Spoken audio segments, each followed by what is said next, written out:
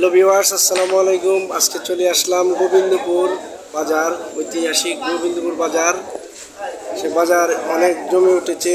দেখুন, অনেক তরকারি মহালটা আমরা ঘুরে দেখলাম, কত সুন্দর ফল মহাল, তরকারি মহাল, কাঁঠাল।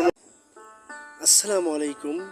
ইতিহাস ও ঐতিহ্য সংস্কৃতিতে ঘেরা ময়মনসিংহ বিভাগের গৌরীপুর থানা। সেই থানায় রয়েছে যেমন জমিদার বাড়ি, তেমনি রয়েছে বিভিন্ন ধরনের বাজার, ছোট বড় হাট বাজার। তেমনি আমরা চলে আসলাম একটি সুন্দর হাট বাজারে। সেটি হচ্ছে ময়লাকান্দা ইউনিয়ন পরিষদ এর গোবিন্দপুর বাজার। এটির অবস্থান শ্যামগঞ্জ হতে প্রায় 5 কিলো দক্ষিণে এবং অচিন্তপুর ইউনিয়ন পরিষদ থেকে 10 কিলো উত্তর পাশে অবস্থিত। এটি পাশাপাশি বিভিন্ন শিক্ষা প্রতিষ্ঠান গড়ে উঠেছে। তো আমরা এখন আছি এই বাজারের কাঁচা বাজারে।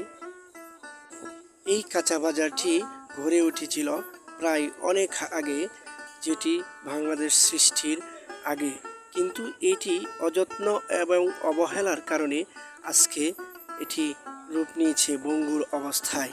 এই ভঙ্গুর অবস্থাটি ছিল না, এটি ছিল প্রায় 71-এর পরবর্তী সময়ে বেশ জমজমাট, কিন্তু বিভিন্ন জায়গায় মোড়ে মোড়ে দোকানপাট এবং সকল কিছু দোকানপাট, ছোট ছোট বাজার হওয়ার কারণে, তথ্য প্রযুক্তির যুগের কারণে এই বাজারটি পিছিয়ে আছে।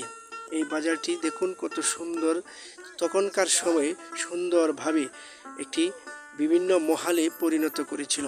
সেই মহালে রয়েছিল মাছ মহাল, তরকারি মহাল, ফল মহাল, বিভিন্ন ধরনের দোকান, মুরগি মহাল, গোশত মহাল, বিভিন্ন ধরনের, এবং ছিল গ্যারাজ, এবং কি সেই পাশাপাশি হয়ে গিয়েছিল ইউনিয়ন পরিষদ।